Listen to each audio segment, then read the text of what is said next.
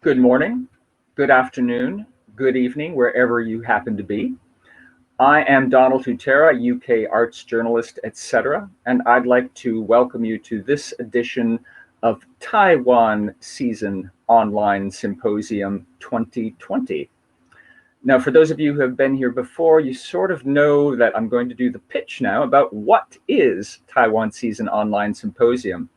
Well, every Tuesday, there is an informal discussion between me and one of the four choreographers whose work was meant to be seen live all month in Edinburgh. It's repeated on Thursdays, and also all of these sessions, including the webinars, are going to be part of the archive that is accessible on Cultural Taiwan UK YouTube and Taiwan Seasons YouTube as well. And then on Wednesdays and Fridays, we have the webinars. Each week it is themed, so that's in two parts. Each part is different, and it is with experts in artistic practice, production, programming, and presentation from Taiwan and abroad. We welcome your questions. At any point, we'll see them filtered in comment boxes because we want to know who you are, where you are, and what you want to know and what you can bring to the virtual table today.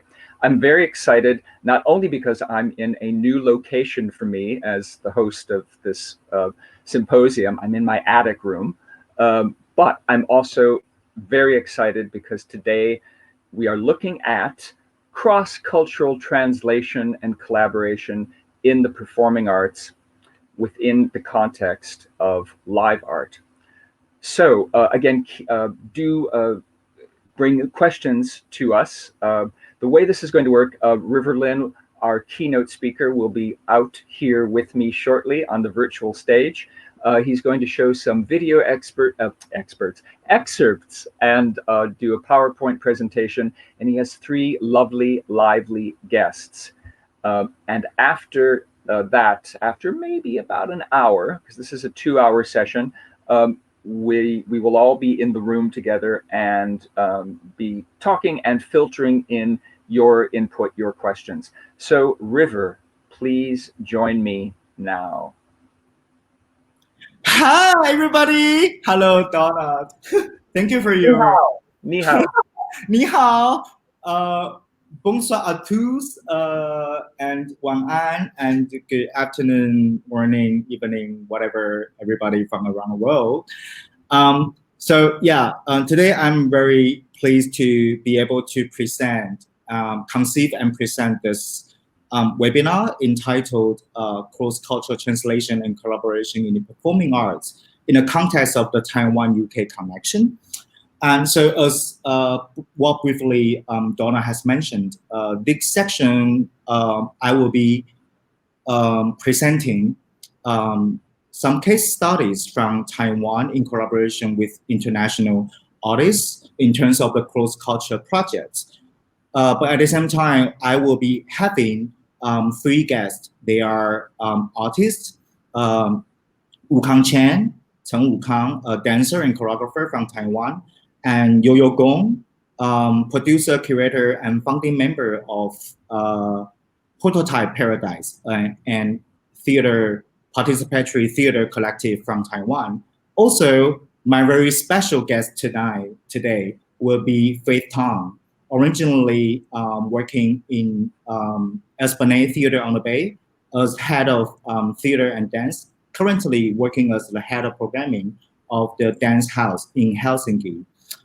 So I guess today, since we have lovely special guests, so I would really love to have their opinions, at the same time get to know their creative and curatorial process in terms of addressing this subject.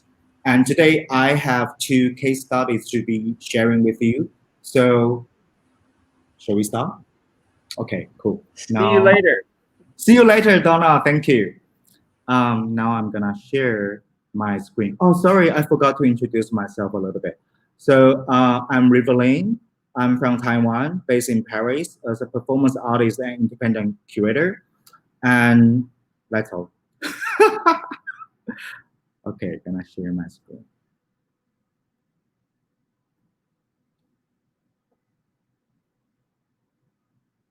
Does that work? Okay. So the image of the first page of my PowerPoint is the performance project Night Market Theater. I will be introducing this project later. So today we're gonna talk about translation and collaboration in this cross-cultural context. Let's go. Um, when I was invited by the Taiwan Cultural Ministry office in the UK to conceive and host this webinar and discussion, some critical notions and questions came to me, such as what does it mean to cross? Cross as a verb, like no matter crossing border or crossing things or crossing differences, and at the same time, how does crossing as the verb suggest in the artistic context? Um, when in Taiwan, it's very specific. When Taiwanese in this industrial sphere of the arts, visual arts and performing arts, cross-cultural collaboration has become recently a very fashionable term. And the reason why it has become fashionable, not only related to the artistic desire of this practice, but also related to Taiwan's very special um, or difficult or challenging positions in terms of the foreign affair. Also, that's also why that in the institutional sphere, programmers, curators, or even the Taiwanese government have been increasingly encouraging artists to go abroad, either doing residency or finding some opportunities, also to work with other artists from outside Taiwan. And that has become, of course, artistic strategy of working together. But at the same time, it has been also presenting or representing the ongoing phenomenon and perhaps diplomatic problem of how the performing arts or the contemporary performing arts in Taiwan can be connected and to be seen by the world. So this subject will be starting from Taiwan. At the same time, I hope this discussion can be expanded within the Asia Pacific region in terms of its politics of performativity or the contemporary art. And then through this complexity, through examining the complexity between the artists and institutional point of view, that hope in this 2-hour webinar session, we can dive in some deeper discussion. So the second notion and question is about when two ends or many ends parts of the artists or institutions come together to collaborate with one another, how to translate or how the translation of language, body, paradigm, identity, differences, embodiment, and also reenactment can work or not. And through this, through today's 2 case studies, we hope to dive in deeper as well to inviting like artists and producers from their point of view and also their creative process to be introducing how did they make it, what didn't work, and what did work, and how they will look back their creative process after some years to reconsider those cultural politics within these dimensions. And the third question and notion is very industrial. How does the cross-culture production present or represent for what?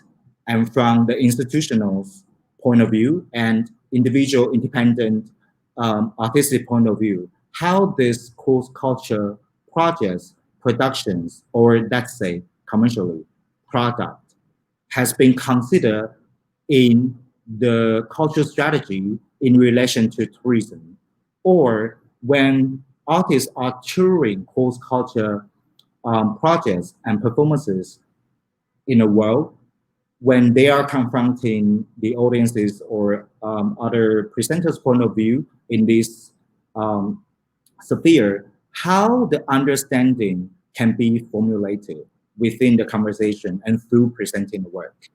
Right. I know it sounds might be very big. Yes. Okay, now I'm going to show you the very short two excerpts of these two projects that we will be examining and having the key person of the project to share their point of views. The first one, as the cover has already revealed, is Night Market Theatre. This is a project conceived and staged by the British artist Joshua Safair in collaboration with Prototype Paradise with a bunch of Taiwanese stage designer, performers, and production team. So as the image suggests, this is part of the performances, and as you can see, this gentleman is wearing something like from the Qing Dynasty or ancient Chinese culture with the crown, and his character in this performance is emperor. So this very short bite-sized performance in the Night Market Theatre is called The Arrival of Emperor.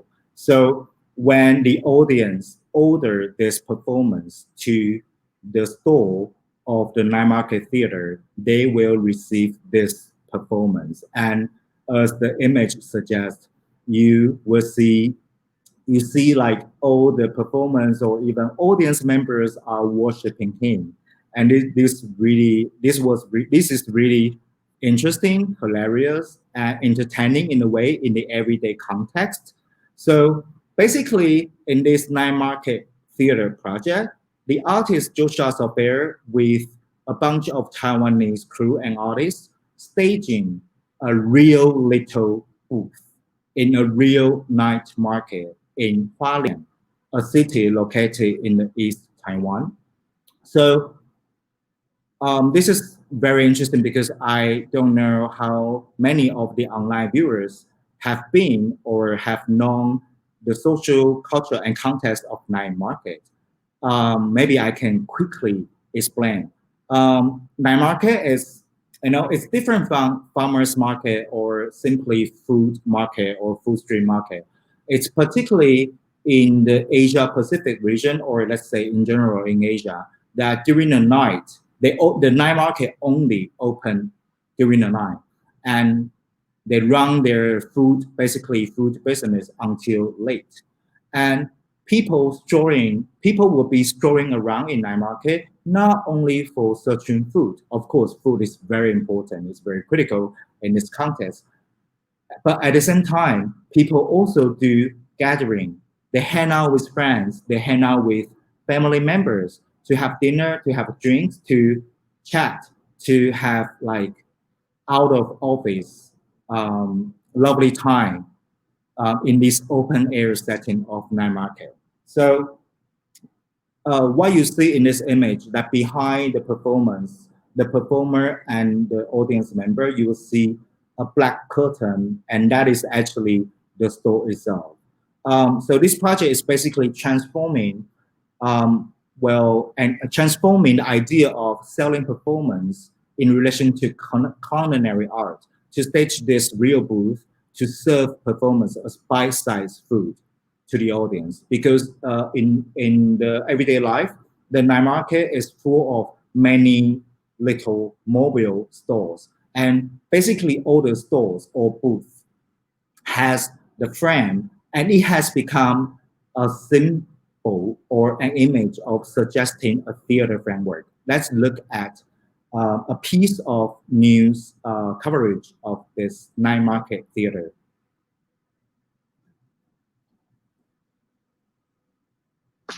台湾夜市要吃要喝要玩，没啥买不到。不过来到这一摊，这个招牌怎么有看没有懂？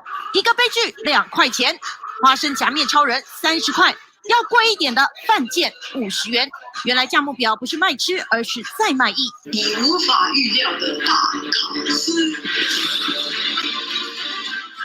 才开张已经围满观众，这时第一位客人上门点的是100块的皇上驾到。皇上，这您的帽子。皇上驾到！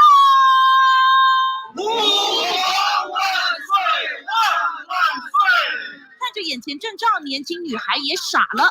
我是皇上，皇上感觉100块，值得。接着又来2位男同学，快打旋风马哦！舞台前粘上2根马桶吸把，充当遥控器。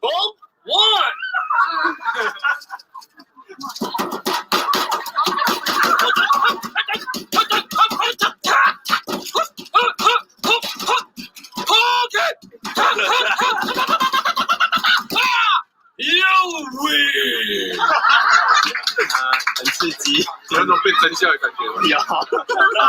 原来这样的构思都是来自这位英国艺术家。They try to ask people to rethink what they might otherwise take for granted. I suppose that's the kind of general overall meaning of night market. 爱上台湾夜市，因此结合8位本土艺术家花莲摆摊。如今夜市能吃喝，也能看表演，确实什么都卖，什么都不奇怪。Yes, that was the very short clip of Night Market Theater. I hope it has given you already very interesting and fascinating idea of how this project runs. And the next case from Taiwan that I'm going to share is Behalf. This project is a collaborative one between Wu-Kang and Pichet Klunchun from Thailand. And Wu-Kang is a modern or contemporary dancer and choreographer, beginning his dancing career when he was young, rooted, perhaps if I'm wrong, maybe he can correct me later, that rooted from the training of ballet and all the academic system of how a dancer in Taiwan or generally in Asia would learn all the skills and technique to be a dancer, mostly in a Western methodology. However, Pichet Klunchun, he is a practitioner dancer of Thailand classical mask dance called Kong dance. Kong is spelling as Khon. And in this classical mask dance, it has different roles. And perhaps in the context of this traditional dance of Thailand, maybe Wu-Kang would introduce to us later. In this project, Behalf, basically based on the two choreographers has developing this project more than 1 year, that between 1 year and 2 years, from the first time they met. And then they started to travel to each other's places, to Taiwan and to Thailand, to have further exchange culturally, artistically, socially, politically. At the same time, they have become very good friends as well.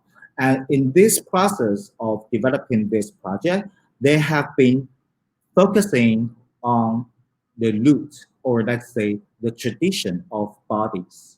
So it has been very interesting when they explore who owns the tradition, or that's the tradition, how the tradition socially, politically, and historically has been constructed and being understood in the contemporary society and the art context.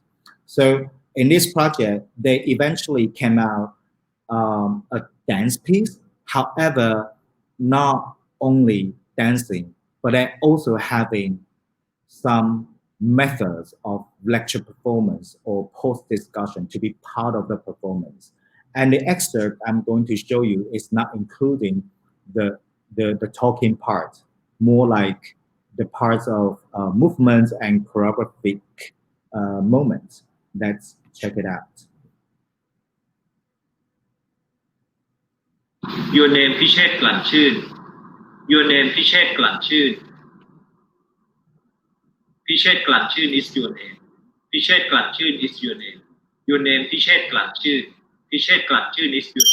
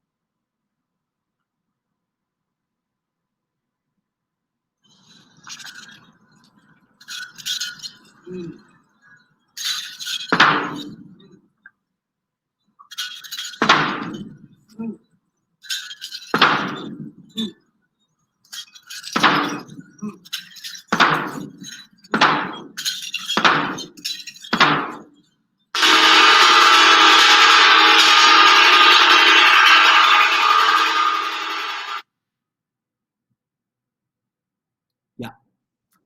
Um, yeah.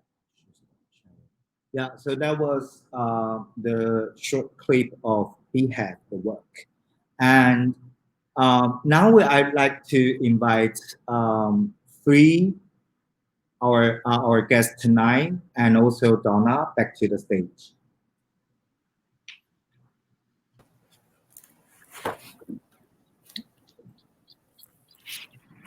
Hello, everybody. Hi. Hello.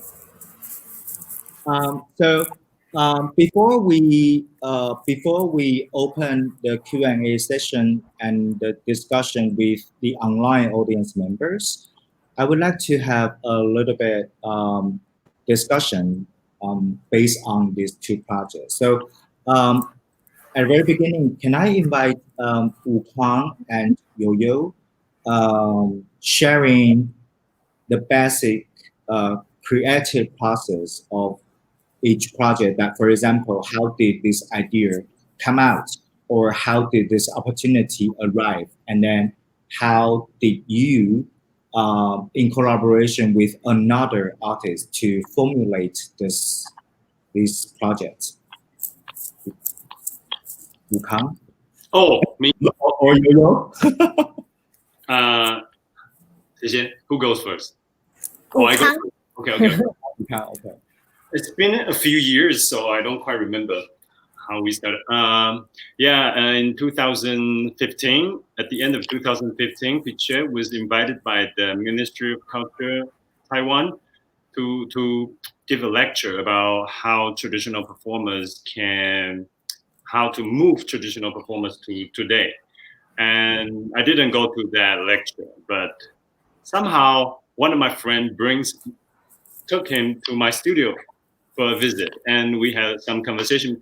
When he arrives, I just saw a very calm figure and so tradition. So like everything about him is so authentic that makes me think a lot about my own identity. So during that visit, he shared with me about meditation and fatherhood and Kong. So after he left, I Facebook him. I add him as a friend, and he accepted.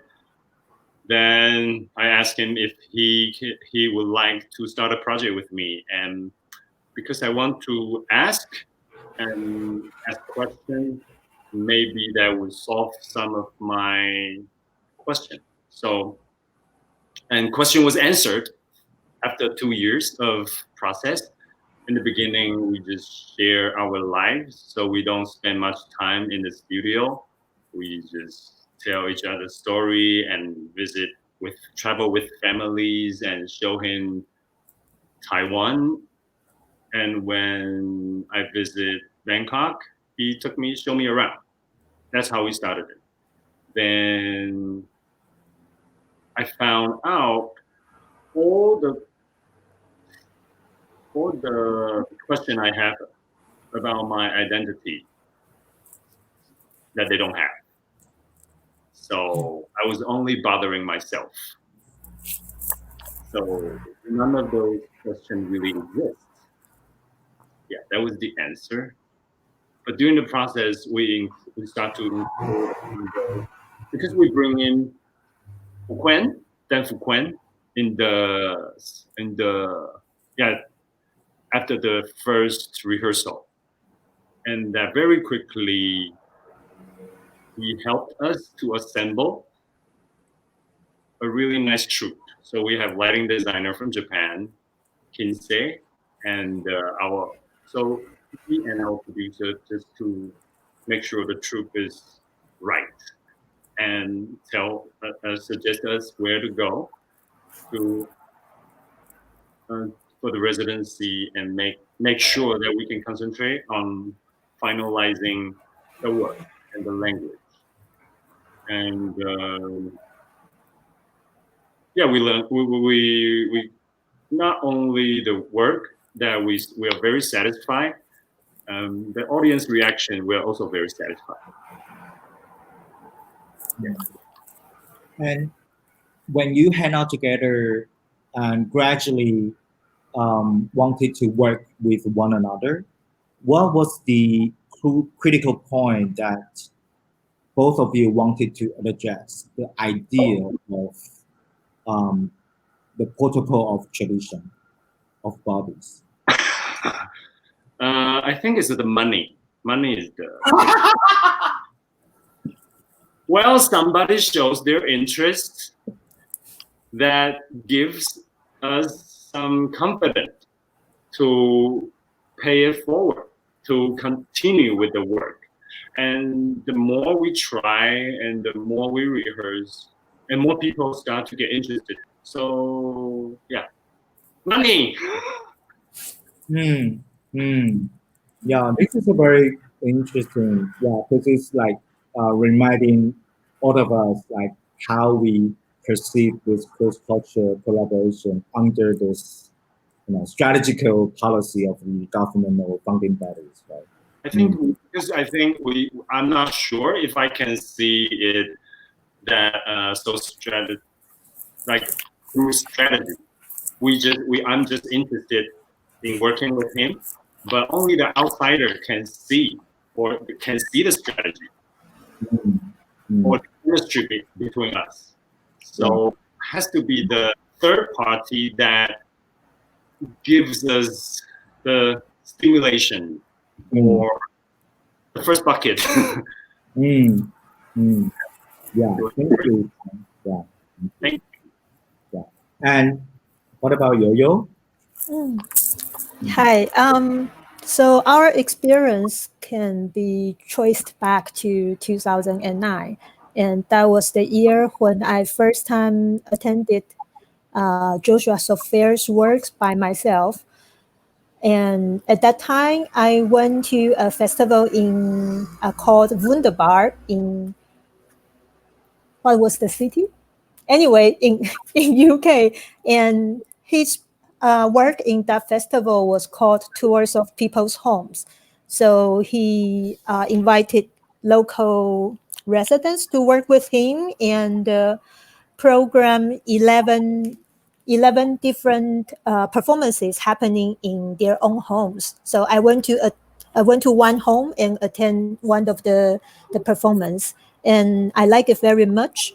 And at that time, my friend Jia Yuanqing, who is the co-producer with me on Night Market Theater, we have some common friend with Joshua. So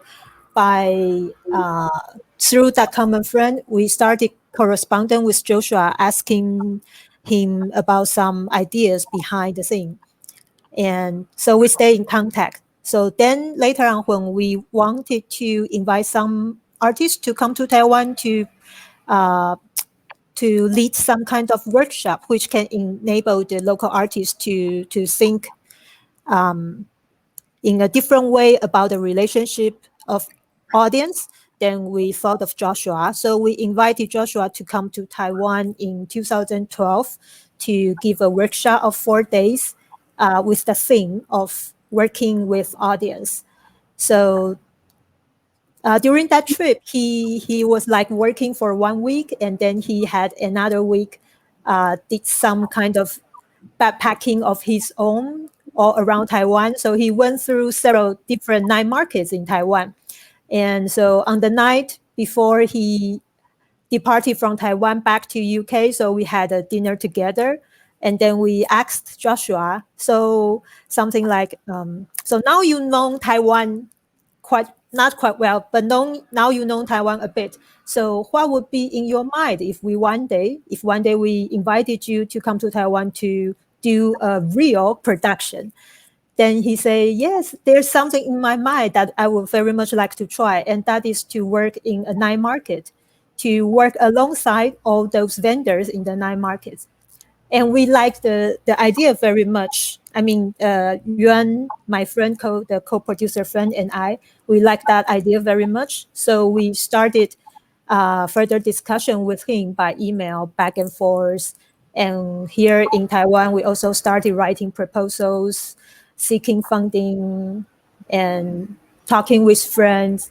So eventually we managed to bring him to Taiwan in 2004 to work in that east city of Taiwan, the city to the coast where there were many tourists. So he worked there with us and the other 8 Taiwanese performers for 1 month. So it was like 3 months ahead of the performance week. So the 3 weeks of devising process and rehearsals, and the last week we brought our performances into the night markets and sold those performances to all the night market visitors there. So it actually took some time before really collaborating for a certain project, right? Like the time first, and then followed by the back and forth of the post communication. And I actually wonder that when you said when Joshua proposed he wanted to work within and with the context of night market, and you and your colleagues found it was really nice. Could you explain a little bit more why it was nice to you? Okay, because yeah, sure, because that really matches our agenda of establishing this performance company, Prototype Paradise. We the reason why we want to build up a new company on our own is that we want to try something outside of the customary theater realm. We really want to try to engage the general public with our own art practice. And the best way to work with people of non-art background is perhaps just go outside of the theater space and go into the everyday life space. So yeah, before Night Market Theater, we hosted 2 different workshops and also another performance by Gustavo Chiriaco. He was a Brazilian artist, and that performance also happened on the streets. So we really want to try to navigate how performance can interact with the general public that's just out there. Yeah, thank you, Yoyo. I think behind the scene, I mean, perhaps my very personal desire of having this 2 different cases in conversation is really about how each project in Taiwan really marked something. Now, for example, Yoyo's work with Joshua Sofer, the Night Market Theater, when they presented the Night Market Theater, at that time, there was the very, very beginning of the emerging notion of participatory art and socially engaged performance / art in Taiwan.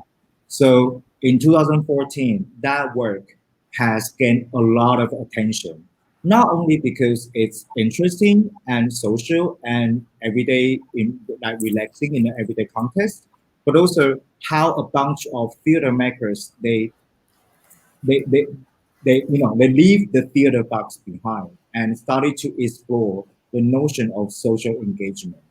And at that time, the wording social engagement has just slightly or slowly straddling the visual art and the performing art context. So that was really, I would say, a very iconic project.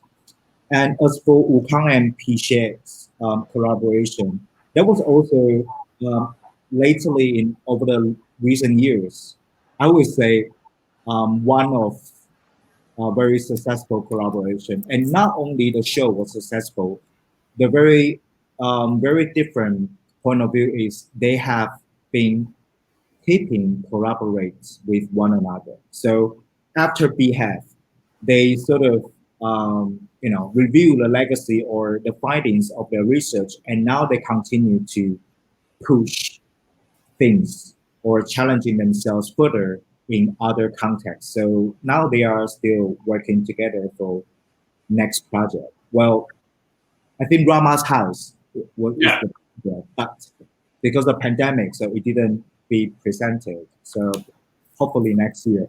Yeah. Yes. And so at this moment, I would like to invite Faith. According to your working background and as a programmer, curator, also as an audience member, how do you see these two cases for you? Oh, you are muted, darling. Can you hear me now? Yes. Yeah. Thank you so much, River. I think these two case studies are super interesting because it's a very interesting look into how contemporary artists are now thinking about collaboration and collaboration between artists from different cultures.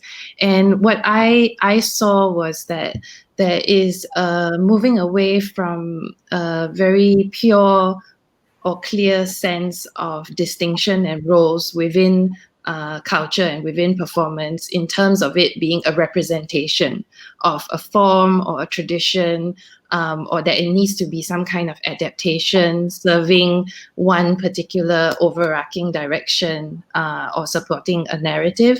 But instead, it's an approach that has a more independent position and it is very revealing of a process in itself, of understanding, and very much about relations to each other who are involved in the performance, and as you pointed out, River, to the audience. And the audience plays such an important role as being an active member of agency in both works, actually, and able to then be on almost equal terms in some way, or even sometimes playing with the idea of power, that the audience can be very much a power position and not someone who's just quietly watching passively or sitting in the dark in a theater, but actually has the ability to impact the artist's work on stage and their lives as well. In some ways, I think in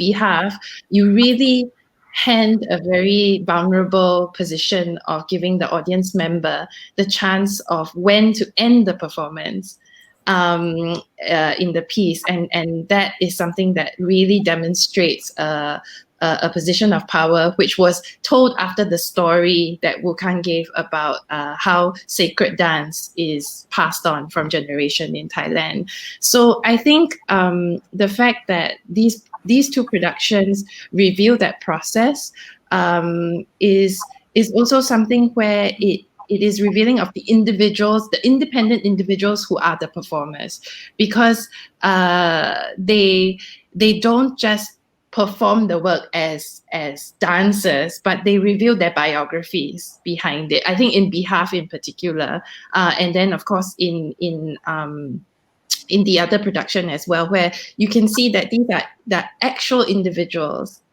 who are behind the work, and when particularly there is a kind of romanticism attached to a dancer and what is expected from a dancer from a specific culture, if they are viewed superficially as representative of a Chinese dancer or a Thai dancer or artist, this revealing of the process and the human side of the individual of who they are is super important in not just the production itself, but in our overall thinking about the role of a performer on stage.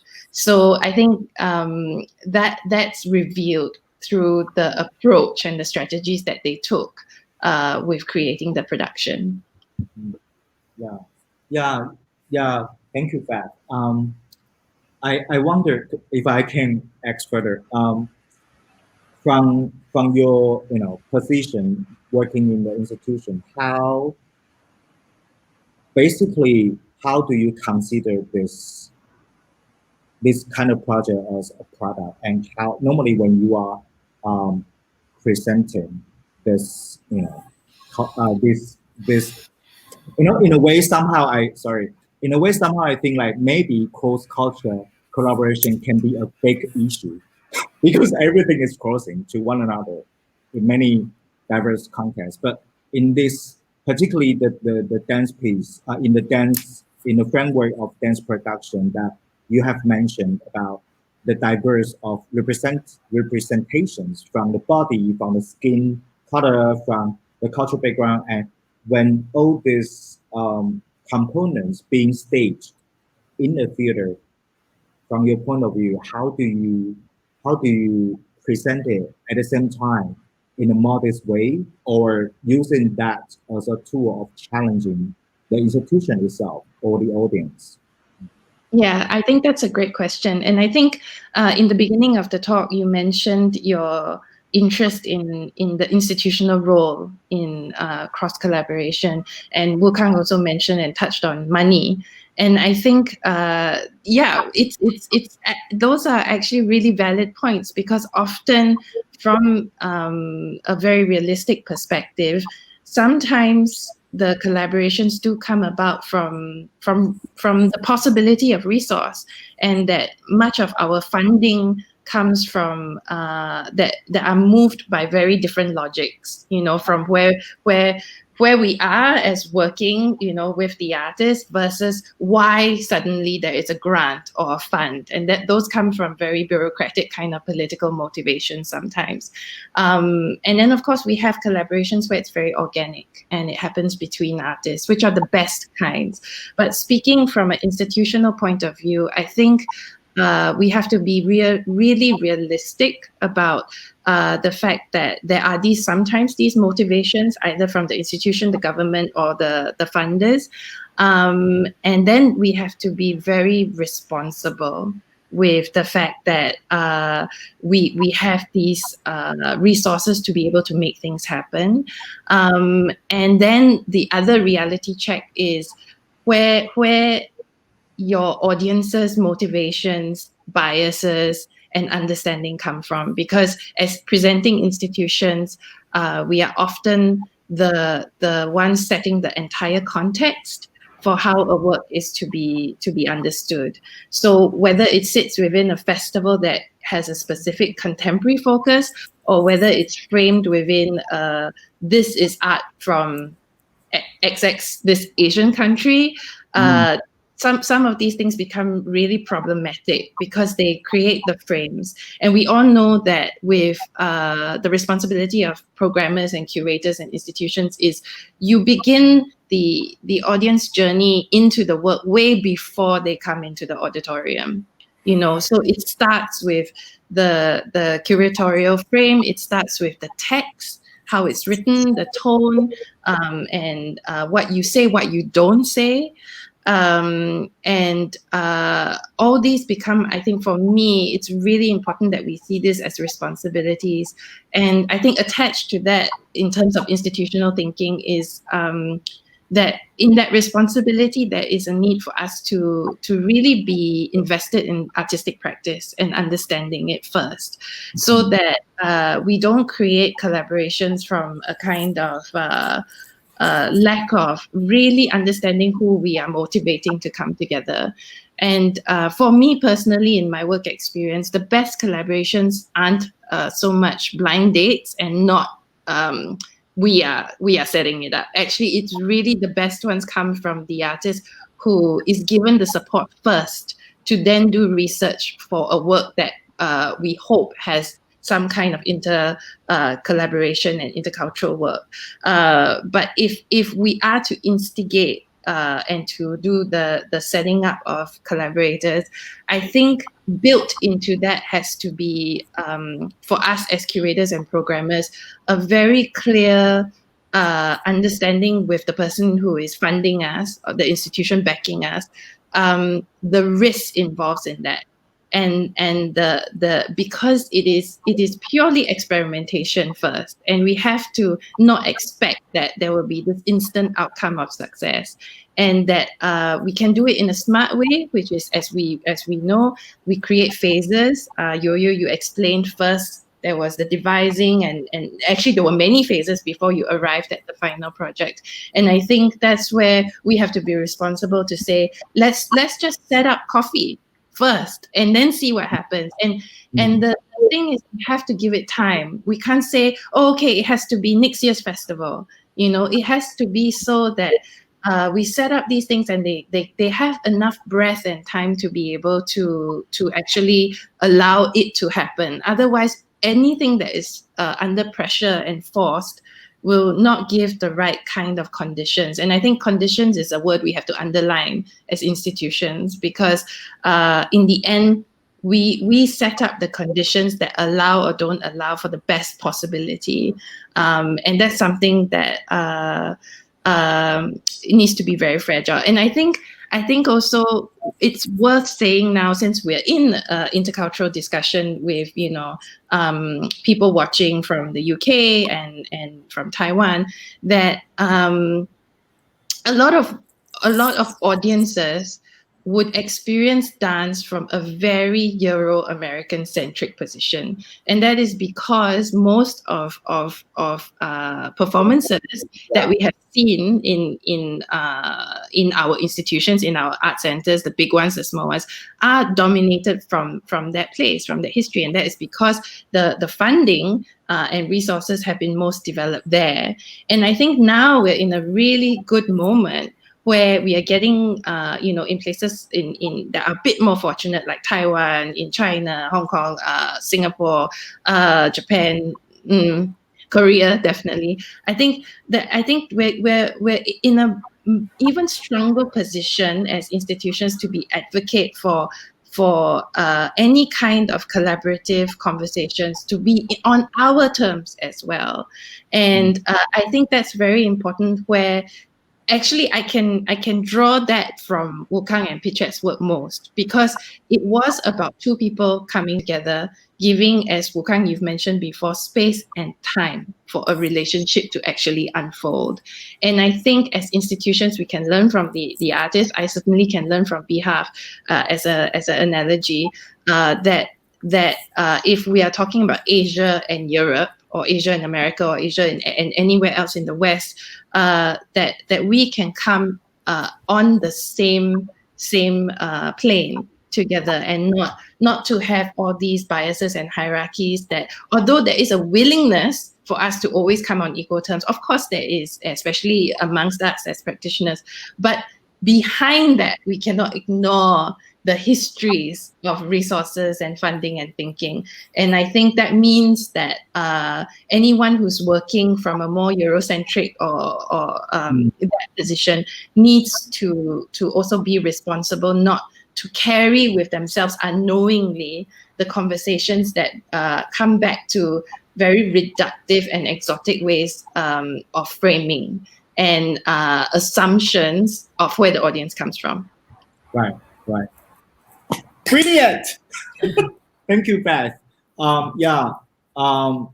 It's very much reminding me, at least, and I think as well as for the online viewers, about like the like, even though from the institutional point of view, formulating or encouraging such post-cultural projects in at the time of 2020, like it has been no longer about how we deal with exotism, such I think not superficial but quite fundamental dimension of the creative process, and also in the context of marketing strategy when you sell or when you introduce this program to your local or international audiences, but also more importantly how institutions can work with others to together present, and in the process of presenting as well as developing and researching that how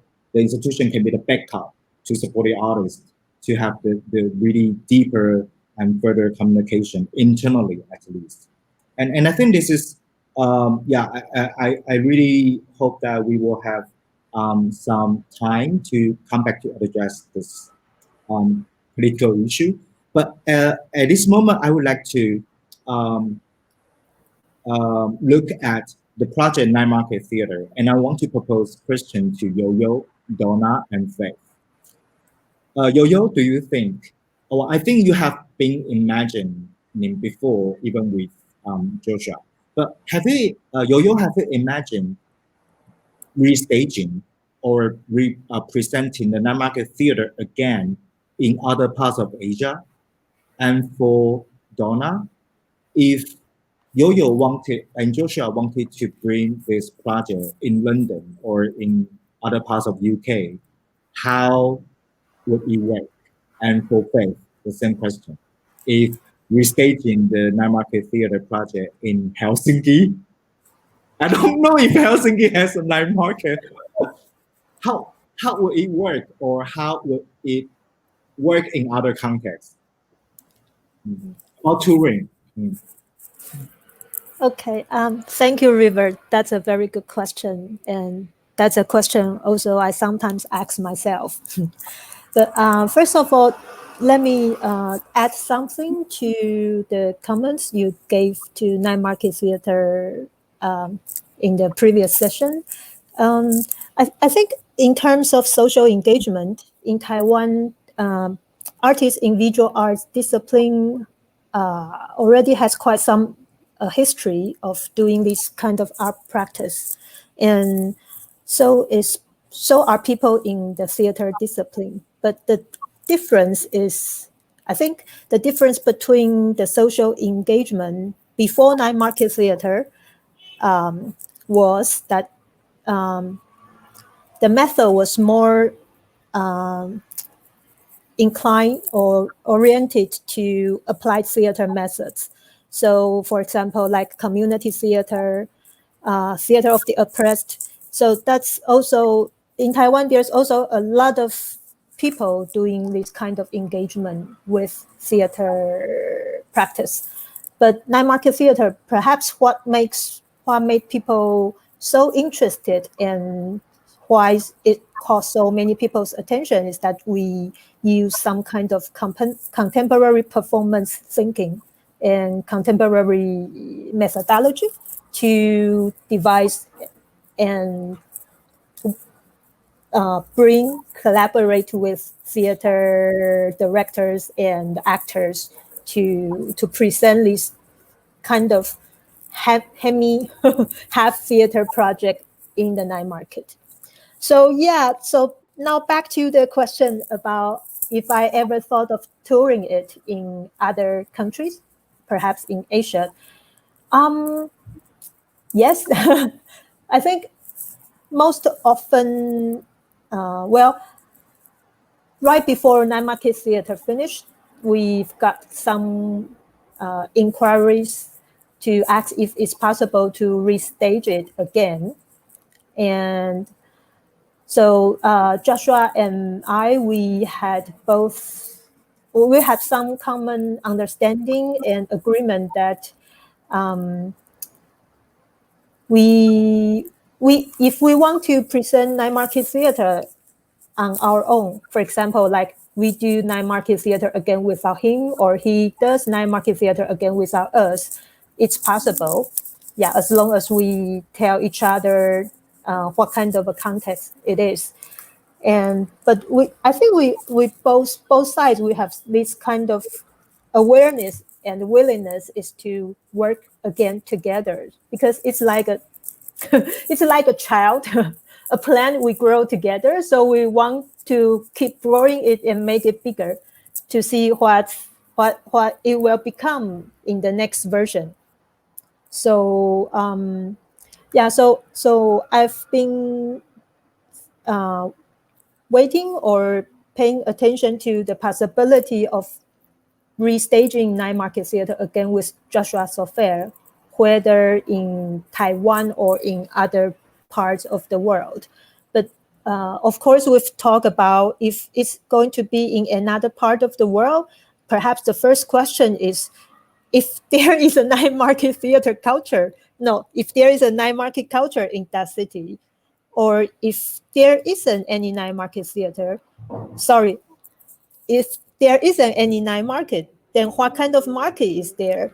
So we have to really adapt the concept into something that can fit into the local context. But for my part, I think if night market theater is going to be presented again in another culture, then it's still quite necessary that we have a local collaborator, because it's the local people that we want to impress. It's the local people that we want to address to. So people who are very familiar with the local things will be the key roles in the new production. So now, what do you think, Donna? I think River must be a mind reader, because while I was watching, I was thinking, how could night market happen in the UK? Because there isn't a night market culture here. So I'm wondering, because context is so important, the first venue that I thought of, but I will be very venue specific, because I guess I think about practicalities and details quite a bit. It's perhaps my journalistic background, curiosity and practicalities. I want to know how many times has night market already been performed, and has it only been performed in one location, or have you done it in any other places? You can answer that in just a bit, but I was thinking of the South Bank Center. They have their when they were open, their programming was very much event and themed and festival based, quite international. And I was thinking, well, if they were to do it, they would probably have to, and maybe this wouldn't be authentic or real enough, they'd have to recreate a night market, which would also include not only food stalls, which they do have some outside as well, but incorporate the performance. So it could work in a location like that, where there are street vendors. It wouldn't be necessarily considered a night market, but it could be adapted for that. I wonder, with the performers, this is what I'm also curious about. How did you recruit them? Who were those 8 performers? What qualities did they need to have? And how well did you know them before the project? Thank you, Donna. I think, well, in terms of the location, I remember I visited London a few times.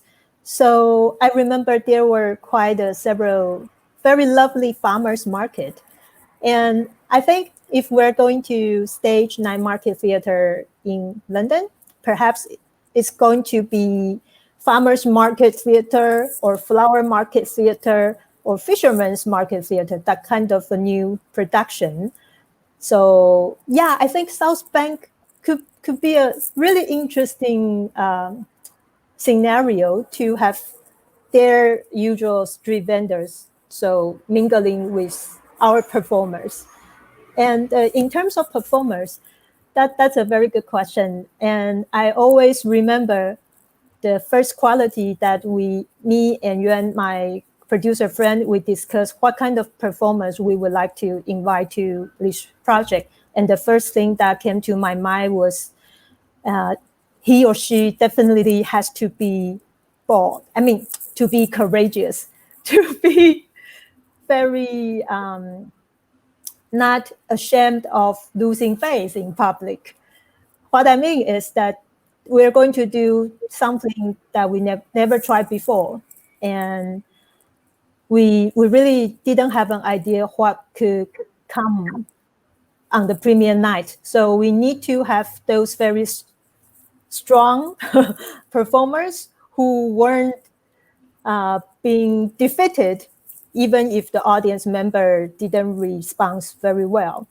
And so among the 8 performers, before we started the rehearsal, I personally knew 4 of them.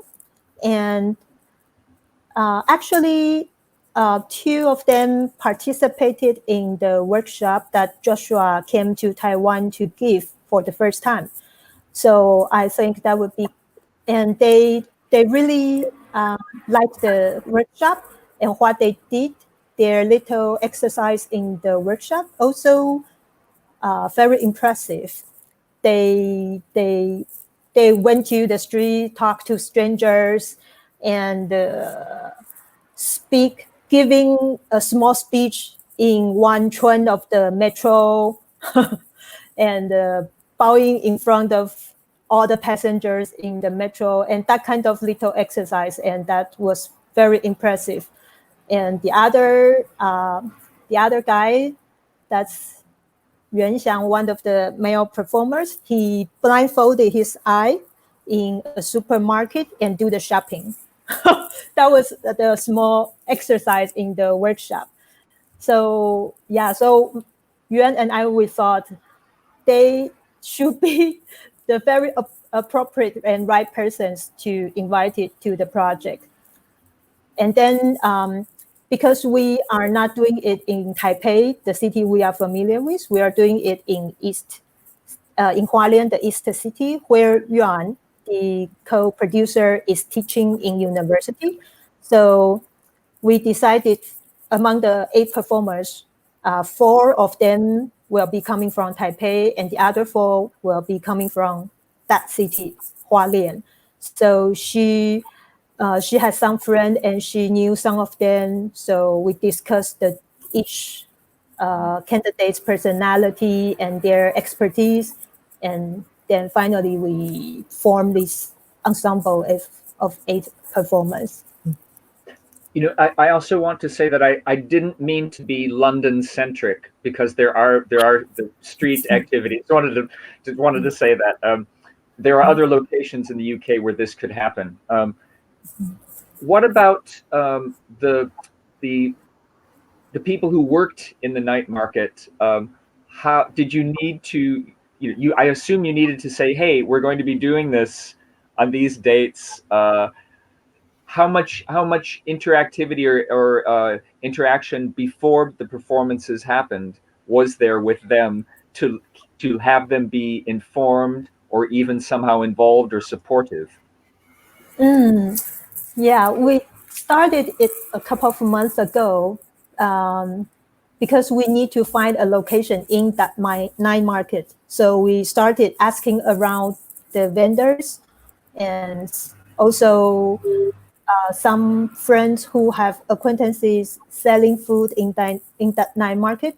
So we started by asking, hey, have you heard that there could be a vacancy in one of the booths during October, which period.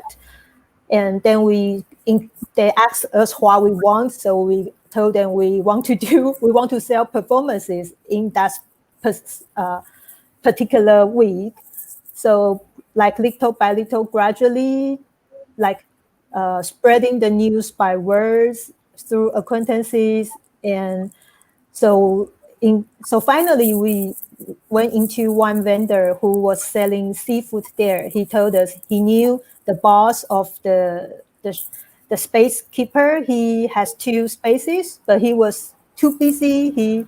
His business was just too popular. He couldn't handle it with 2 spaces. So 1 space is going to be available for us.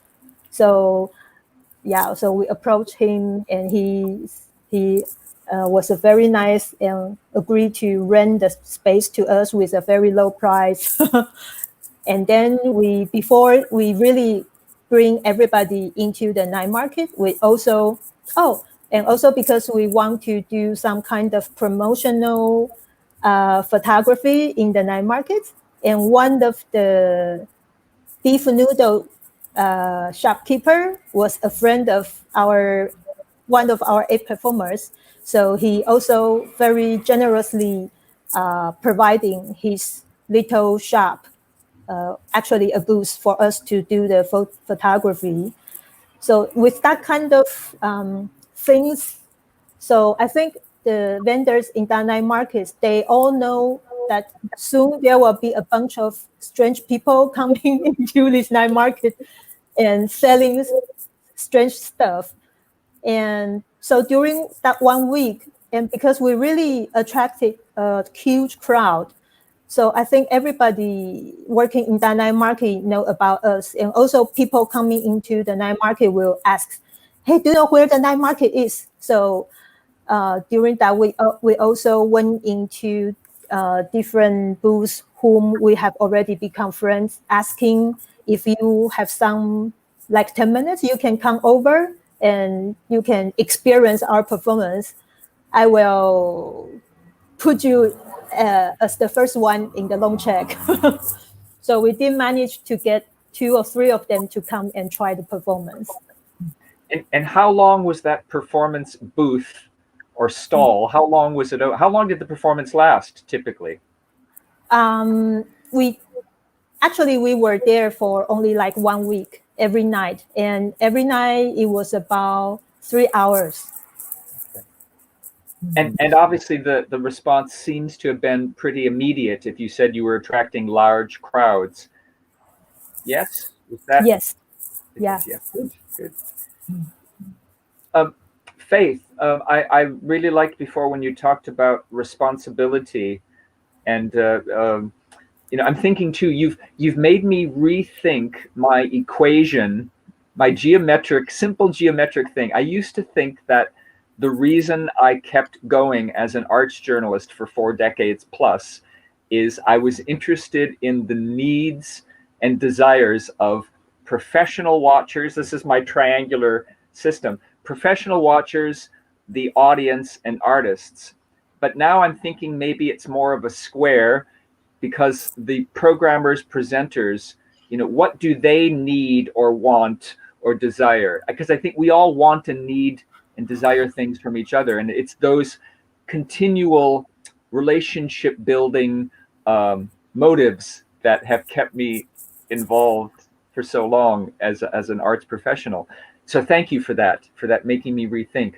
But I think it's also perhaps your chance to respond from your perspective and from a Finnish perspective to the night market idea.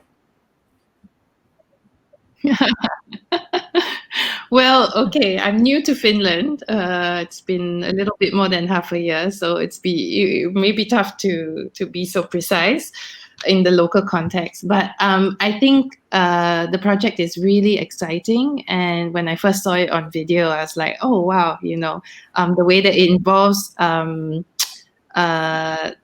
possibility of the audience choosing what they can experience in a very immersive way, because they essentially do a transaction of paying for a short piece of theater to be performed with them at the center, and with great surprise.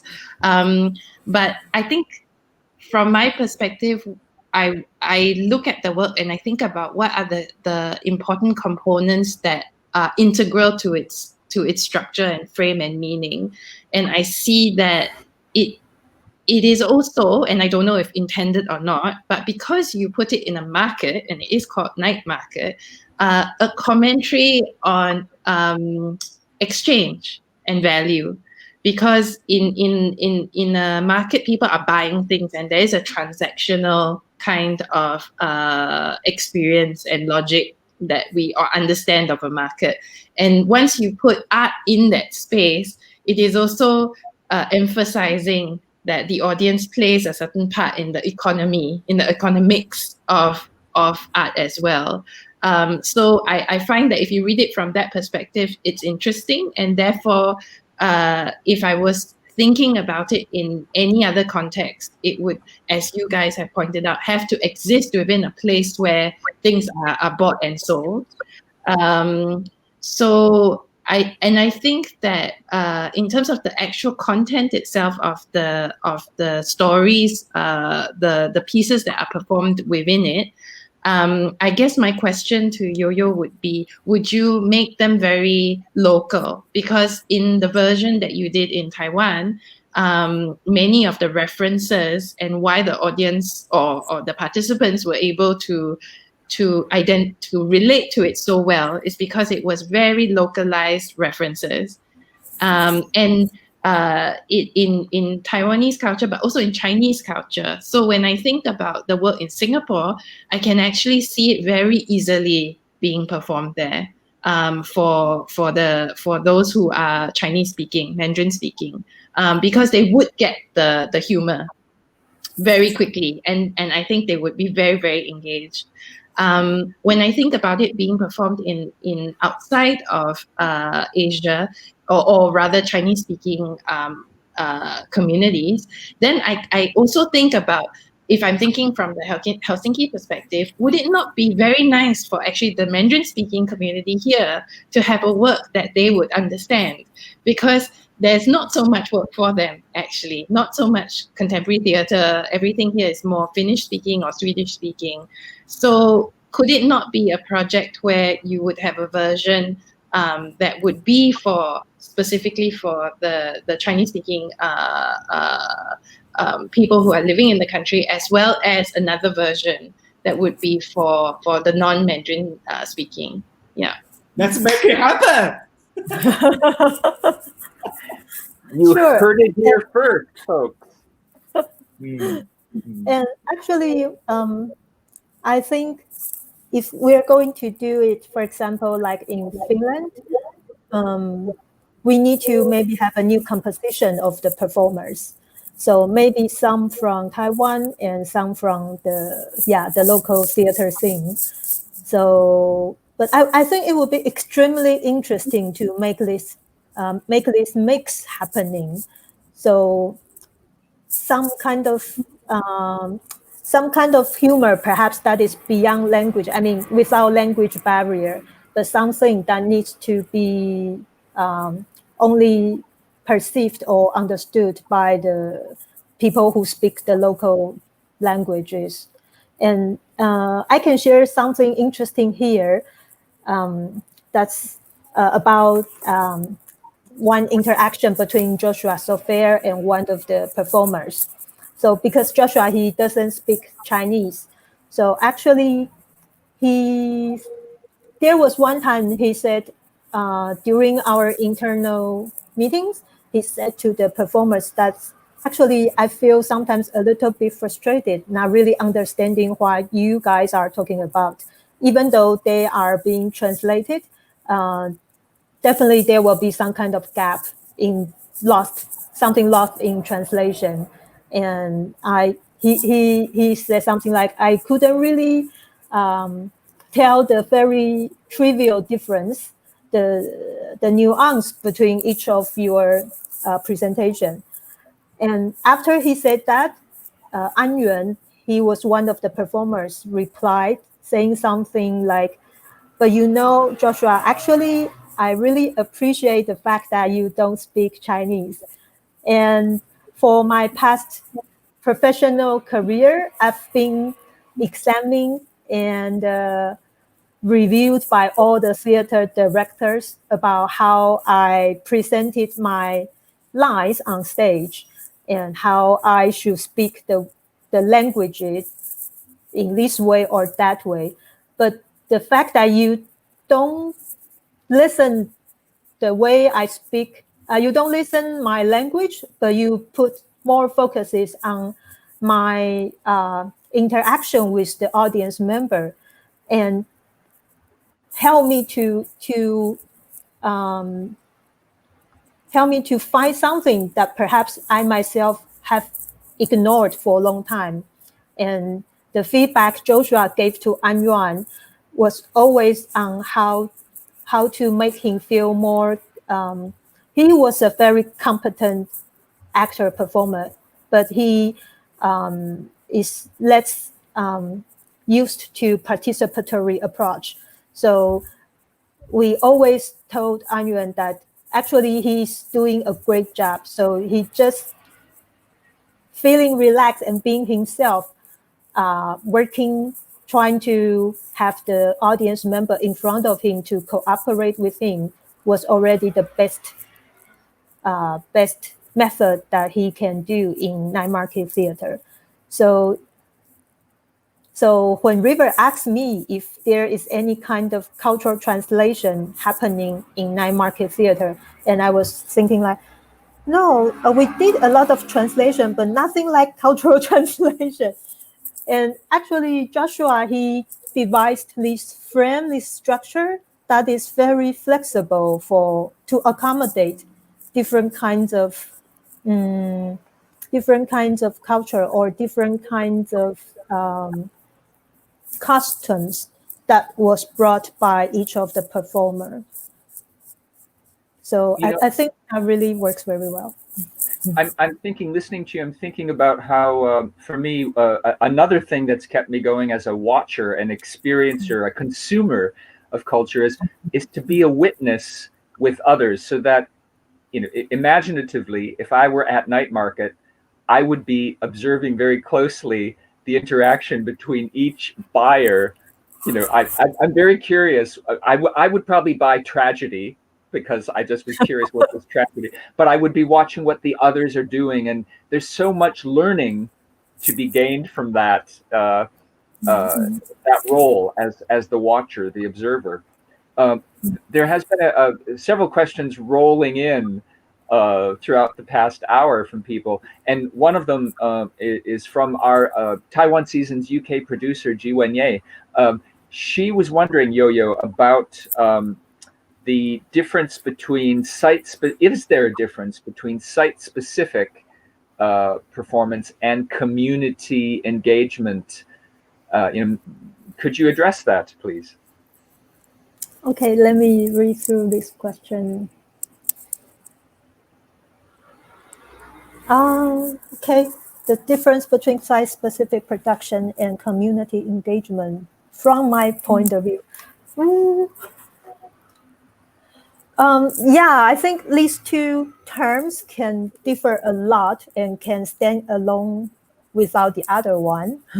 So that is to say, a site-specific production is not necessarily a community engagement project. We are also a product. But I think in terms of night market theater, it is both. It contains both. And so actually, regarding the quite several productions of Prototype Paradise other than night market theater, I call them like context-specific productions. So not only site-specific production, but only like social, cultural, context-specific productions. And perhaps, perhaps it really needs to take some time before the artist goes into the devising period, before the artist goes into the official creative period. And that was the research period you guys just mentioned, making researches and learn about the local community and try to integrate themselves into the local community, and that will help a lot to devise a community engagement project, but that's also site specific.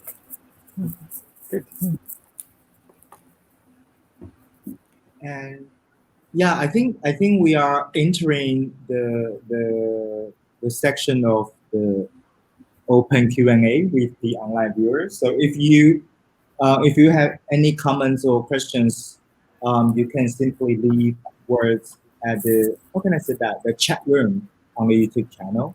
Yeah.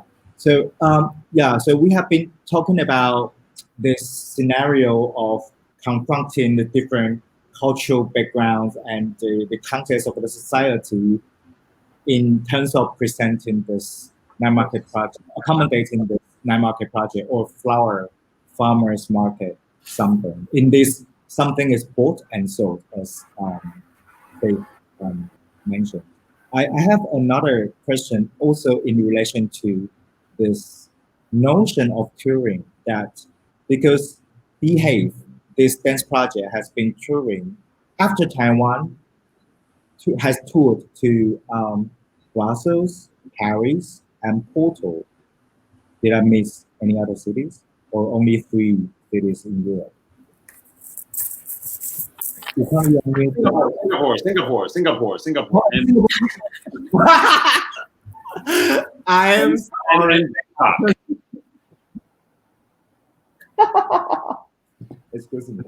So, could you, Wu-Kang, because I do believe that you and Pichet have been discussing, or each time when you perform this work in different cities with different contexts and of viewers and the presentation of the institutions. How did you, what have you received, or how did you receive and feel those audience feedback or comments towards this cultural context between the Thai and the Taiwanese and beyond? Includes Europe. When we went to Europe, I think they want the audience want to behave political correctly, so they try not to guess, even though most of them don't know the difference between Taiwan and Thailand. So it was very interesting. And also I remember in Paris, one of the audience, I assume she is Chinese, and she says during the Q&A session, she said she really enjoyed the Asian vibe, and which we found just interesting. We because we don't know what's Asian vibe. Like, if we move slowly, that means we Asian, or if we act meditatively, that makes us Asian. So it's all these differences, and also the audience response during how the performance ends is very different. You can most dramatic one is, I think it's in Singapore, because the audience want to push the one who can make the decision to finish the performance. And the process is really quite violent. So the one I choose has the board. She can decide when to finish the performance by standing up. And like 5 minutes into that part, there was a moment me and Pichet stopped dancing and we're posing on stage, and the music stops, and one of the audience members starts shouting at her to say, please stop the show, stand up already. They're not pigs, they're not animals. And the rest of the audience start to clap, try to push try to push her to finish the performance. So at the end, she stood up, and when the performance is really finished, and most of the audience left the theater, and she stayed there, sit by herself for another 15 minutes. She was so angry. So I would love to know, because I don't have as clear, relatively clear an understanding of how Behalf worked. Was it, so it was in a more conventional theater space? Is that right? Yeah. Yes. Yeah. And it lasted about how long? How long was the performance? Well, maybe that changed every time. Yeah, it changed every time. So it has 3 parts. The first part is me and Pichet take turn to dance, and we share time and space equally. 3 minutes by him, 3 minutes by me. After we had that for 5 rounds, and usually during that part, some audience start to get angry because there was no music. I think maybe that's the main reason. And then we have another QA. So after the fight time, we take turns and we get up and we took bow and we say we would like to have a Q&A. And so some of the audience think, oh, it's finished, and they start asking some of the audience start to get angry, so they ask real question. But the question are very different. Like in Europe, they will ask, do you consider yourself doing contemporary dance, and why? And why do we need this? And what's the use of your dance into the society? This kind of question. And after that, we start to dance, and we bow again, and we dance again, and then I hang out a card to one audience member. So I choose one. I took my time to find the right person to give the card to, and she or he will decide when to finish the performance by standing up. And after I hand out the card, we continue to dance, and the musician come back. And sometimes that part can last for 40 minutes, and sometimes 3 minutes. Sometimes, not even start to dance yet. It's finished. And what determined the person that you chose each time? Was it just an instinct for somebody? I usually choose a friendlier looking person that wouldn't torture me. And what would torture involve? Was it a torture to have it last for 40 minutes, that section, or were you absolutely fine with that, you as a performer? Actually, we're fine with that. We're fine with that. Okay. And earlier, yeah. When you said that the audience in Singapore was angry, did they vocalize that anger, their impatience, frustration? How did that manifest? We can hear it. Like in the first part, they start to, or they're fidgeting a lot. Well, and that whole idea of having a kind of middle of the show Q&A, I think that's an interesting thing to do, because it opens the door. It acknowledges that live collaboration. Yes, and that's the reason why we move it, because we also want to know what they think, so we can continue according to the answer.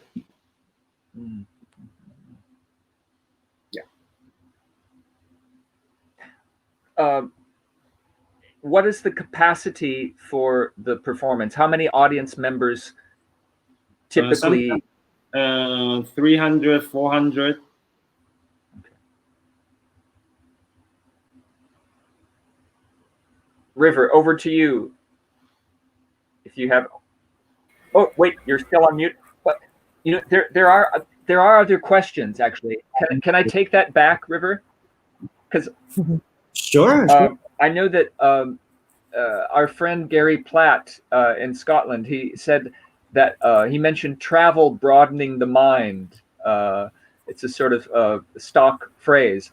does collaboration broaden the mind of artists, and does it broaden the minds of audiences? What do you think about that from a sort of practical and philosophical point of view? Anybody?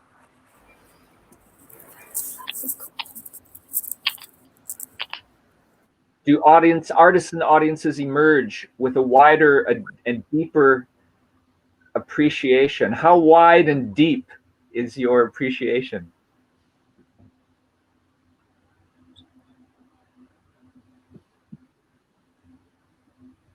Go for it, Wu-Kang, if you have an answer. Okay, I'll do a quick one. I think it does. We travel back and forth, so I understand more and more. And all the previous questions were answered. I was able to make peace with myself, and that's quite difficult because the lack of understanding of my history, and my family's history, and the island's history. And also, before this project, my understanding of the world is just missing a big chunk, like the all Southeast Asian part was missing. So this collaboration opens up my viewpoint, how I see the world. It's sort of getting a little complete. So yeah, it's definitely broadened my view. And what do you think it does for audiences? Does it broaden their views sometimes? I think does art open minds? I guess that's what I'm asking an artist. Is art there, and does it effectively open the mind of audiences? Do you know? After this project, there's a few lines I heard oftenly. Once you sing Behave, you will be. No, it doesn't translate. So every time audience see a post talk, they get afraid. Oh, your post talk, your performance traumatized them. Yeah, traumatize all the post talk in Taiwan. So once the post talk starts, some audience start to, is this real, or is this a stage post talk? Even for myself, because it opens up possibility, and you don't have to perform according to theater tradition. This kind of it definitely brought. Yeah. You've said I think I want. Go ahead, Faith. Yeah, just add on to this question about whether it deepens appreciation. I think I would expand that to consider that when audiences who are not familiar with a specific culture are looking at it for for a time, it should be sustainable. It cannot be one encounter, to understand. If they wish to understand something, it's similar to the idea that you would go somewhere on holiday and you would understand the city or a country just because you were there for 2 weeks or 1 week.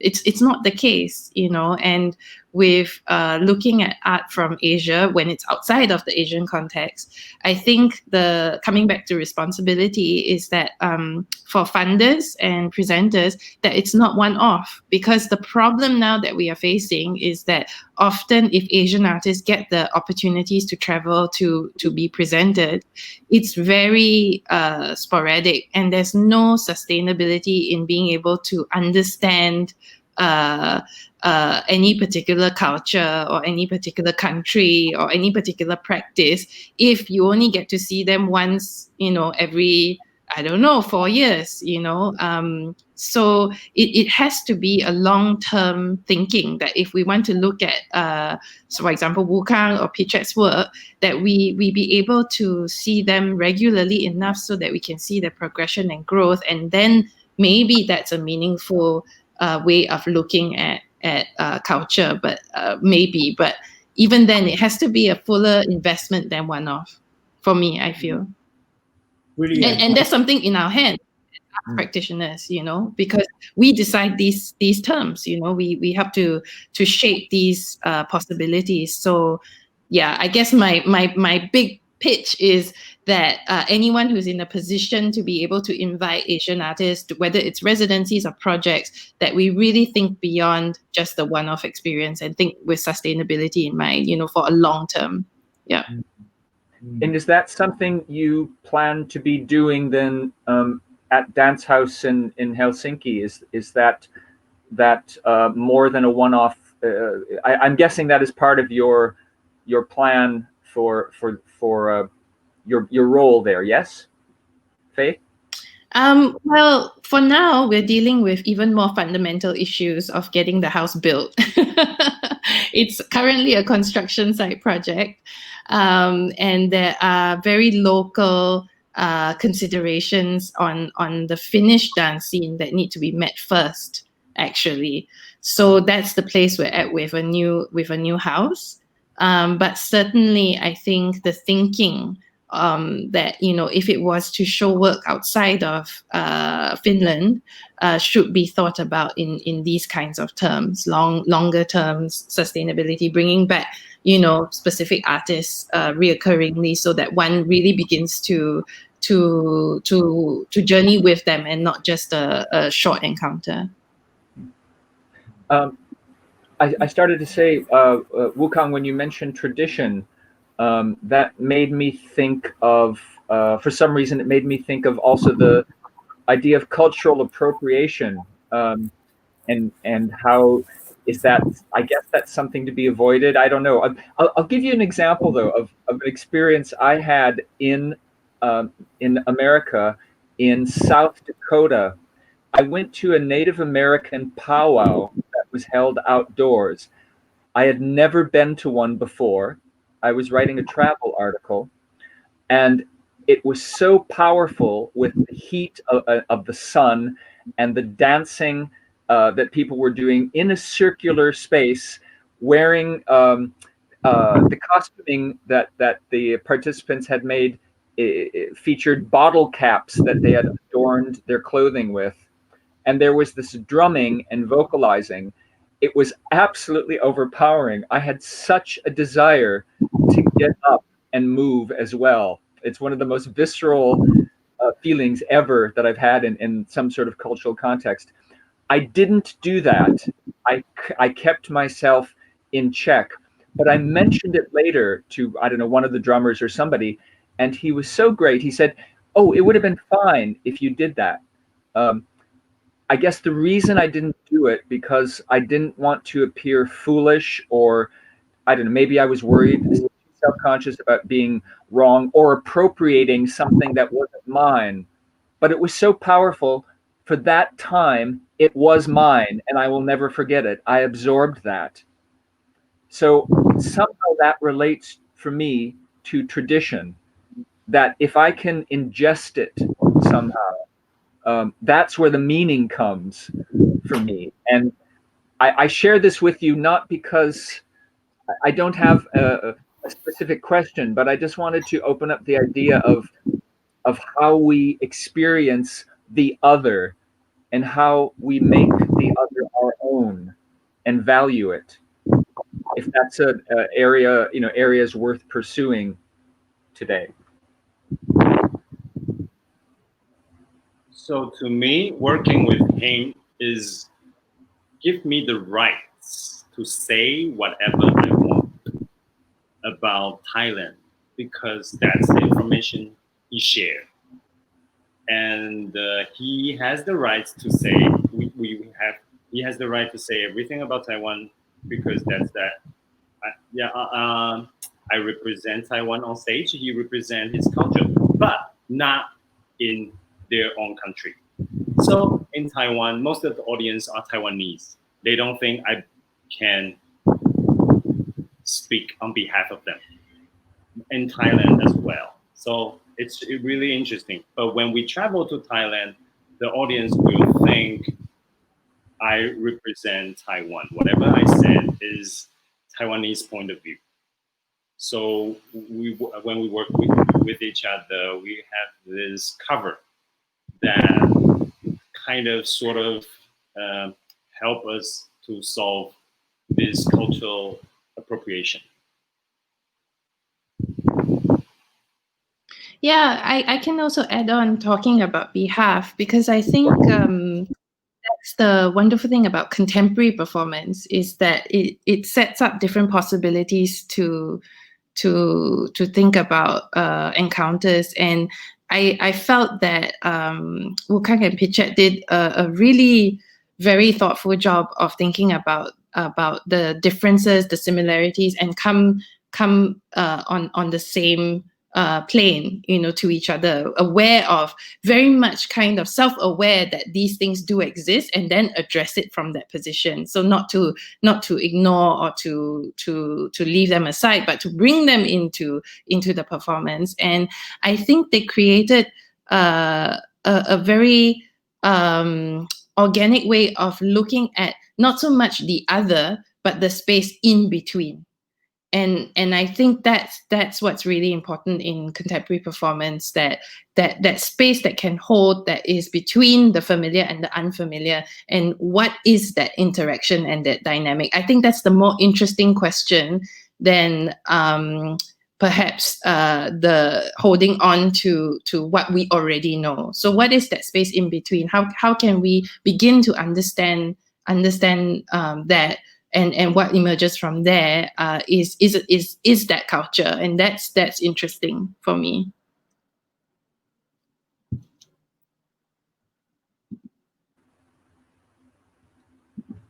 Anybody else have anything to add to that at the moment? River, you look like you're going to say something. I know, yeah, but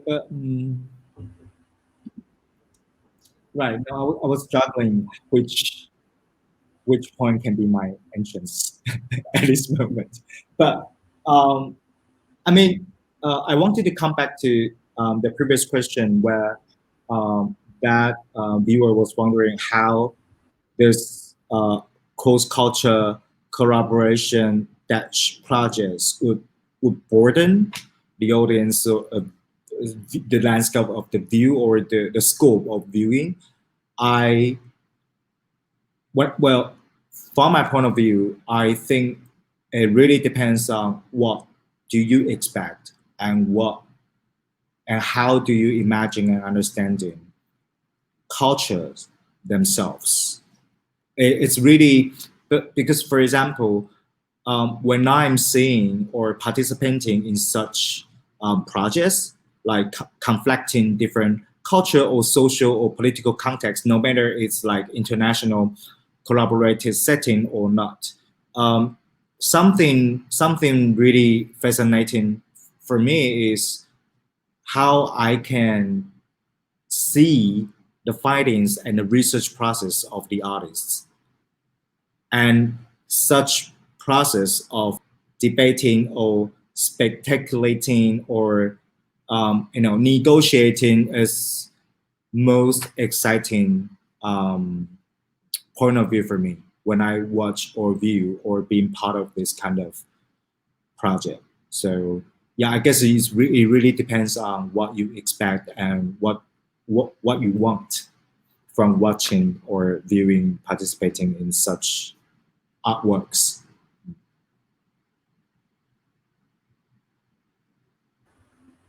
Well, sometimes I know that as a professional watcher, as a person, I want to be completely thrown for a loop, and I want the unexpected. You alluded to that, Faith.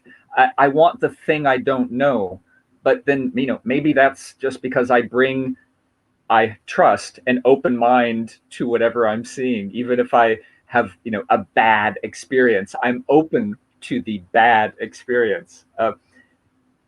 There has been a question addressed to you, Faith, from our friend Anna at Theatre Encore Collective. It's about touring. Is touring in need of transformation? Can we say that the challenges during the challenges we're facing now is that sustainable? Yeah, yeah. I mean, this conversation goes beyond this specific conversation about culture or cross culture, because the whole ecological challenges and times that we are facing now are also at the forefront of what is the most sustainable way to continue to do something that can have quite a big impact, on the environment with the flights and everything else that touring brings.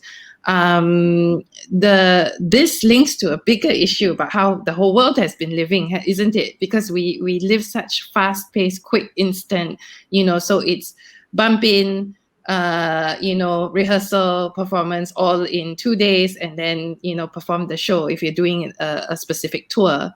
And then you may have to quickly just get on a plane and go to another country and do exactly the same. And how meaningful is it really for the artists and the audience and the programmers who are part of the system? Because we are just trying to get things going, and we don't have necessarily the time to have meaningful conversations. So in an ideal world, I think we would slow this process down, and I think we would give value to meaningful interactions, so that the audience can become acquainted with what they are going to experience before they do so, or if preferred after. Sometimes there's a preference if you want to learn more before, or if you see it first and then you go through some kind of dialogue with the artists or the curators directly, the programmers. And also, what kinds of possibilities can it be so that it's not, again, one-off, but there is some kind of network. And I think performing art networks are it's at the front of our minds about how sustainable moving artists and productions can be. In other words, there's no real answer yet. We're all trying to figure this out, but I advocate that we do, and I advocate that we think about what we actually value in the process of touring. What is the most important thing in us supporting a tour, and how can we, even with very constrained resources, respond from that value. Not just, okay, we want to bring this artist and quickly perform and yay, we programmed that artist and that's great. But what else can we do that is really of value, and how can we make it happen? And slowly, perhaps we'll find new models of touring. And the arts is very, very much a process of change. If we think about it, in the last 20 years, how has everything impacted the way we move, the way we think, the possibilities? So much has changed, in terms of movement. So I do not doubt that we will find more possibilities to make things more sustainable. And in the first webinars that happened in this month-long symposium, which audience, by the way, those are available. They've been archived at Cultural Taiwan UK and Taiwan Season YouTube, on the YouTube of both Cultural Taiwan UK and Taiwan Season YouTube. In those first week sessions, which were looking at venues and international collaborations, the two ideas that were brought up were a greater focus in a pandemicized world on local interaction, cultivation of culture, et cetera, and also longer term, or perhaps from your point of view, Faith, return longer term relationship building. So that is probably, yes, the way the world is working for any number of reasons. And let me just see if there are other questions that we haven't addressed. There was an earlier one about the use of the word translation, which implies linguistics as opposed to experiential. I know this is semantics, but I have a question for all of you, which is buzzwords, multidisciplinary, transdisciplinary, cross-disciplinary, are they all valid to describe the kinds of work that are done today or presented or programmed? Are they interchangeable? Is that language interchangeable? So there's that about something disciplinary, but also about the use of the word translation.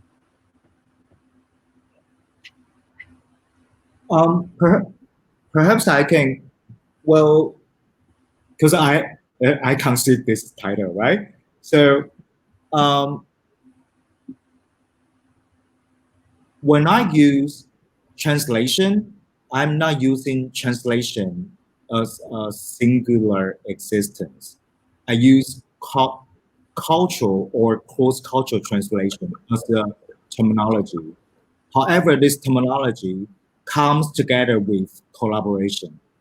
So basically, I don't see the word translation existing itself in this context.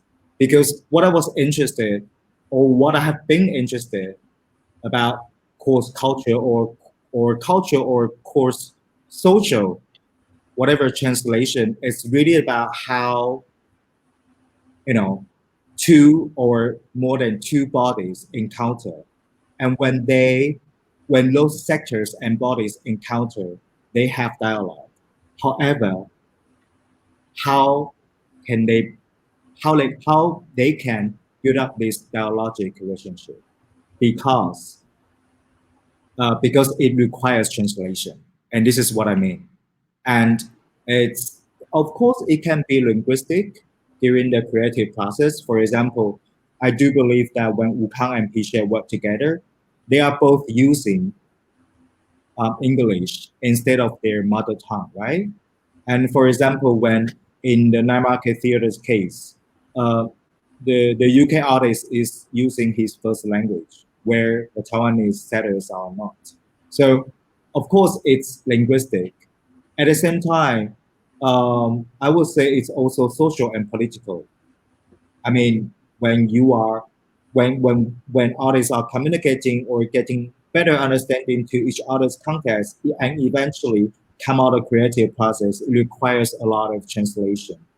Maybe we can also say negotiation attached or followed by this process. Well, there's also body language, which physicalizes the whole word. And this makes me think of that comment you made before, Wu-Kang, about somebody talking about the Asian vibe.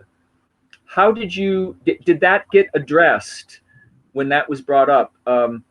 Was there any inquiry on your part about what that person meant by that, or was it just used and was it in the air and then kind of not really addressed? Yeah, it didn't get answered. We replied by asking, "What do you mean?" And slow motion means Asian, or this kind of question to answer her question. No, but that sounds like you did address it, so that's good. Yeah, kind of, because sometimes people think meditation or being a monk or walk slowly belongs to Asian. Yeah, but not true. Not so. Asia is really fast, isn't it? Isn't it like speed and crazy all the time as well? The extremes. Now I'm just going to trawl through. So is there more to be said about creation, cross-cultural translation, etc., in a time of COVID, or have we kind of dealt with that? Do you think, folks on the panel? Anything more to be said about the conditions we exist with now? Do you mean particularly in a pandemic context? Yes. Yeah. I have no idea.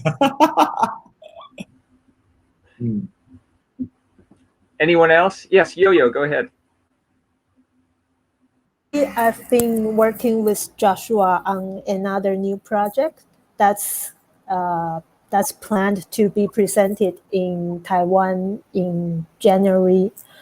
But we've also been so we also plan that he comes to Taiwan at the end of this year and works also like a month or two, and then we stage the new production. But we also talk about the possibility that perhaps he cannot make it to fly over here to Taiwan. So what I think, just like the rest of the world, the artists have been trying to work with the flow, with their own intuitive how to cope with the pandemic, but at the same time stay in dialogue with each other, remain this idea interchange, or any kinds of any formats of interaction with people in another corner of the world. And right, but I think that's still can broaden our mind. That still means a lot, especially during these very shaky and unstable times, to stay in contact with one another.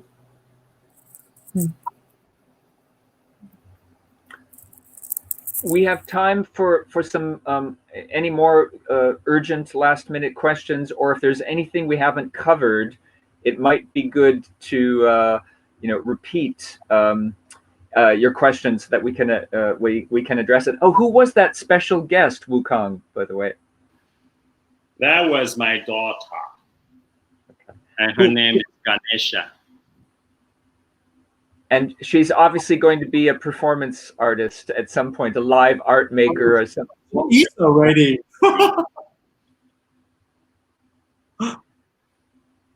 Has having a child in your life, how has it altered the kind of work you make?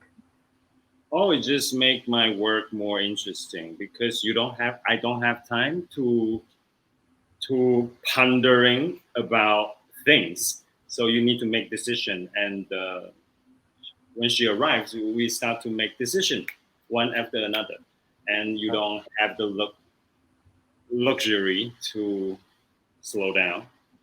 So it's really nice.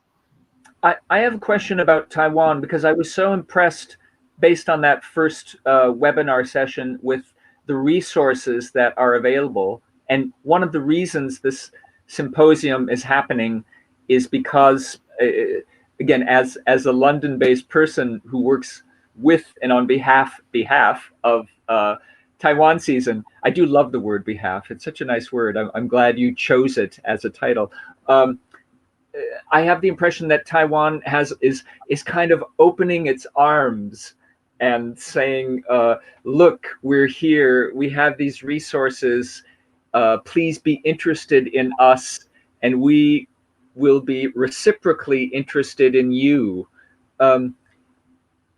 Is that an accurate impression that I have of if you could dare to speak on behalf of Taiwanese culture, anyone? Is this a? I'm glad you're laughing, but yes, spokespeople for Taiwanese culture. But is there that feeling amongst any of you, or within any of you, that this is a very vibrant, vital, rich sort of, I'll do that again, rich sort of place right now culturally? I will pass this microphone to Yoyo and Wu-Kang, because they have been experiencing this parallel universe of Taiwan lately. Well, my understanding is our country does not have, politically don't have really friends. So this is our time to share, to bond, make the bond. And we have a kind of enemy. So so this is a good time for us to play our role and because I think we are one of the first country to move to imaginative post-pandemic period. So we move really fast. I myself participate or plan to do the online project and get called off because of the pandemic was slowing down, and also the online project. So three of those already. So our government is really moving really fast, especially the culture department. Okay. We've had a question about if you could collaborate with any artist in any country, who would it be and where? Oh, it doesn't. On the government side, on the supporting side, they don't really specific. They didn't say which direction. You can do all sorts, and they encourage continue collaboration internationally. And by the way, Yoyo, you could answer that earlier question I had about, as a spokesperson for Taiwan. Well, I think my idea is quite similar to Wu-Kang's. And Taiwan has, I have to say, Taiwan is a country with a great resilience. That is to say, we really don't have much diplomatic space on international platform, on the international stage, politics-wise. But economic and cultural-wise, what we try to do is to show to the other partners of the world that we are a citizen of the world, that we can do our best and to contribute to making the world a better place from our own perspective. And I think that's why this Taiwan Culture Season, wants to address, wants to focus on. So, so by showing to the other people of the world the quality of resilience of Taiwan, I think we can kind of demonstrate some kind of people's power to find a place in the contemporary society in the world, and hopefully that can be some kind of example or inspiration for the people in the other parts of the world. Theresa May, when she was prime minister here, one of the things I most disliked that she said was a statement about, if you are a citizen of the world, you are a citizen of nowhere. And, I'm ready to be a citizen of nowhere, which is, flip it around, you're a citizen of everywhere. And I think... I know you are ready. Well, one of the reasons for doing this is because it's about increasing understanding. That's what you're saying, Faith, about that in-between place. It's all about understanding. And there was a comment too, what is the importance or value of a painting to society, which is a very good basic, why does art exist? But I guess for me, it's about greater understanding. So in that spirit, I think we should wrap up. Any pearls of wisdom from anybody? You each have 20, 30 seconds to say something, if you like, if you have any final statement. Faith, shall we start with you? Anything you want, any goodbye you'd like to make?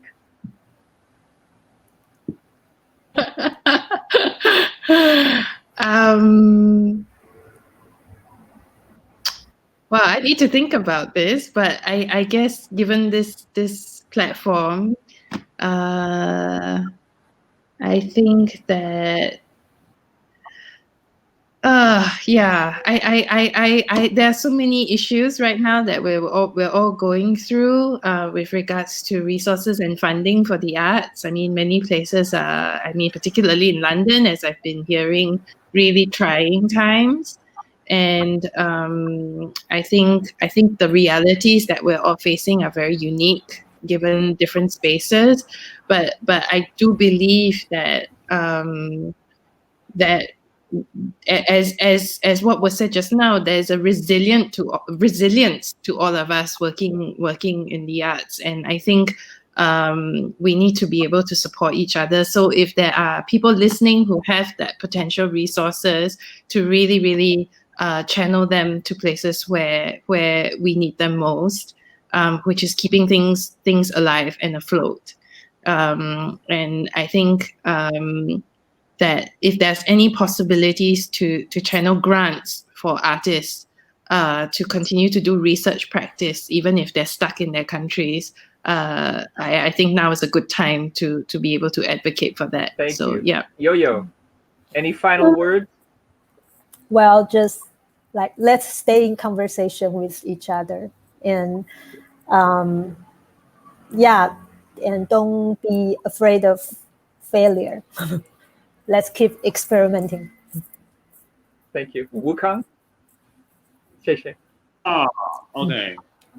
I'm very grateful to COVID-19 that brings us together and brings human race together, that we experience the same thing, regardless of colors and country.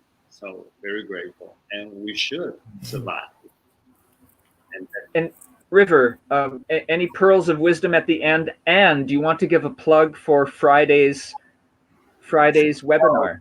Yeah. So yes, for this UK-Taiwan Connection Online Symposium, I have conceived this one about cross-culture practice, and the other one will be on Friday.